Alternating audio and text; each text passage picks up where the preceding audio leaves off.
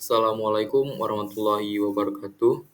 Di sini kami dari kelompok 1 akan mempresentasikan modul coklat yang diampu oleh Ibu Apsari Puspita Aini MT dan Ibu Eni Nurmalasari SSI MT.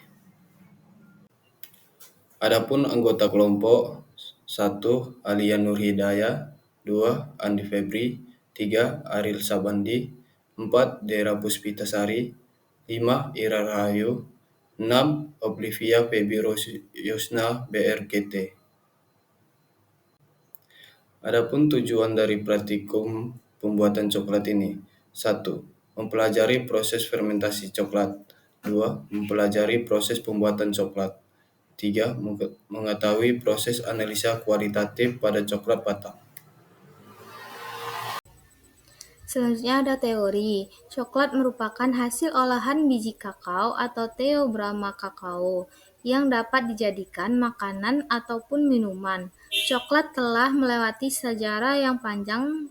Pertama kali digunakan oleh penduduk Mesoamerica kuno hingga kini menjadi panganan populer di dunia modern.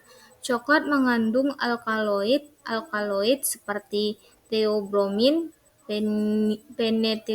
penitilamin, dan anandamida yang memiliki efek fisiologis untuk tubuh. Kandungan ini banyak dihubungkan dengan tingkat serotonin dalam otak.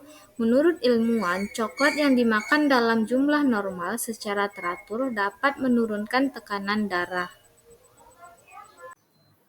Adapun alat dan bahan yang digunakan pada praktikum ini, yang pertama ada alat 1. Toples plastik sebagai wadah fermentasi. Yang kedua, serbet sebagai tutup selama fermentasi. 3. Wadah plastik untuk menjemur. 4. Wadah stainless steel untuk oven. 5. Oven listrik. 6. Blender untuk bahan kering. 7. Timbangan. 8. Kompor. 9. Termometer. 10. Panci stainless steel atau aluminium. 11. Mangkuk stainless steel atau kaca. 12. Cetakan coklat silikon. Dan yang ke-13, sendok stainless steel untuk pengaduk. Nah, bahan yang digunakan yang pertama ada 60 gram coklat atau dari cocoa bean yang telah di-grinding. Yang kedua, 20 gram butter cocoa, 30 gram gula halus, dan yang keempat, 1 tutup botol soya lecithin. Baik, adapun prosedur dari pembuatan coklat ini, di mana biji kakao yang telah difermentasi dimasukkan ke dalam oven dengan suhu 160 derajat Celcius selama 4 menit. Setelah itu diturunkan ke 135 derajat Celcius selama 15 menit, lalu dikeluarkan. Setelah itu dimasukkan ke dalam proses penghalusan selama 10 menit atau sampai halus. Setelah itu, dilakukan pemanasan. Pemanasan ini dilakukan di atas kompor sampai campuran tersebut homogen. Kemudian didinginkan sampai suhu ruang selama 5 menit. Nah, kemudian dimasukkan ke dalam proses pencetakan, di mana proses pencetakan ini menggunakan cetakan silikon. Jadi coklat yang cair tersebut didinginkan di suhu ruang selama 30 menit, kemudian dimasukkan ke dalam freezer.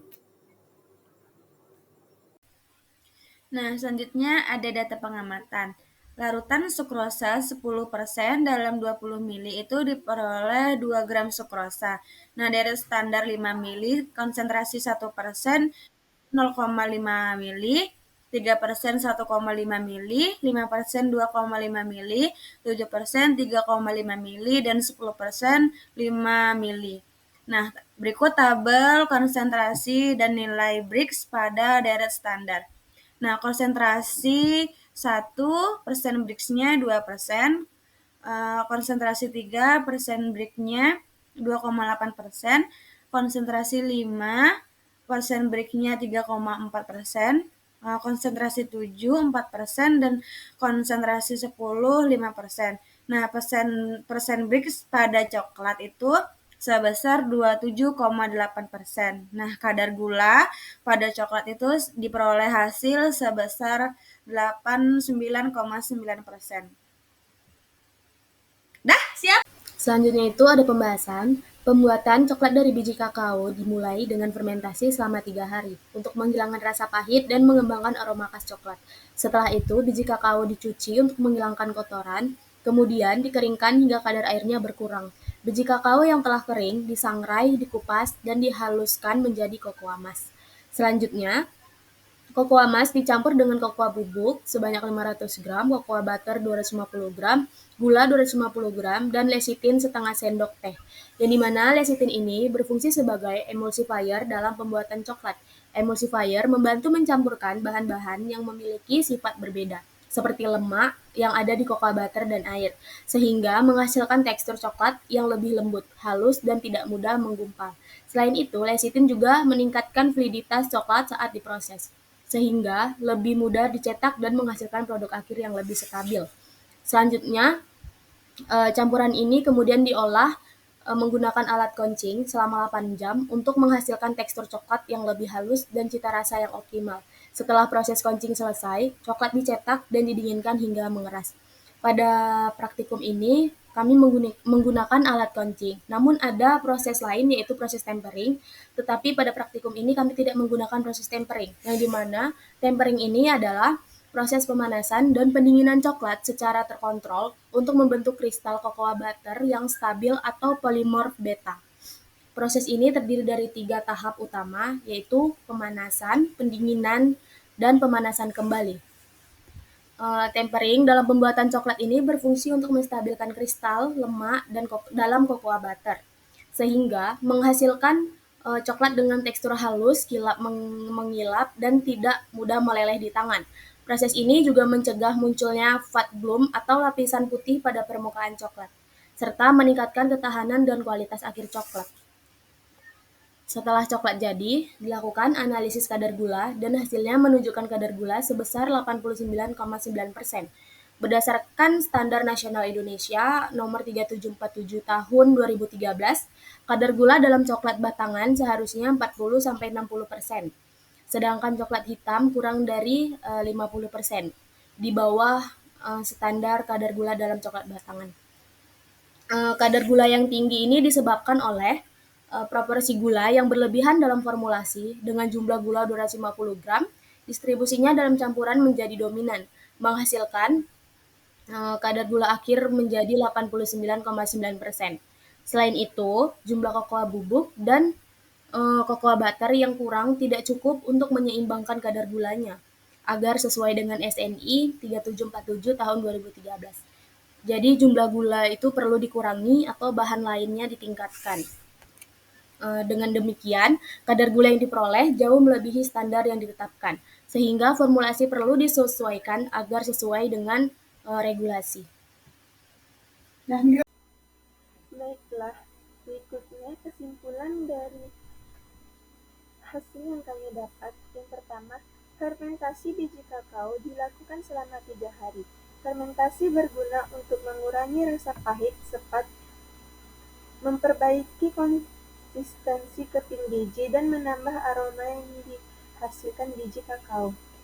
Kedua, proses pembuatan coklat diawali dengan bahan yaitu kokoa bubuk 500 gram, kokoa butter 250 gram, gula 250 gram, dan lecitin 2 sendok.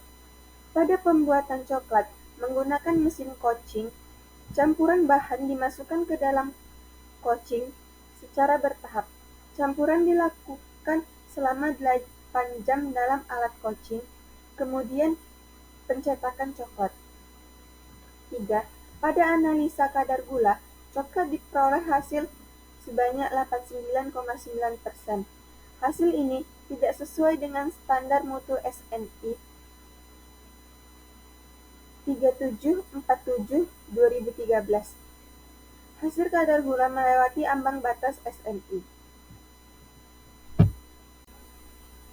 Baiklah, sekian video presentasi kami dari kelompok 1 dalam pembuatan coklat.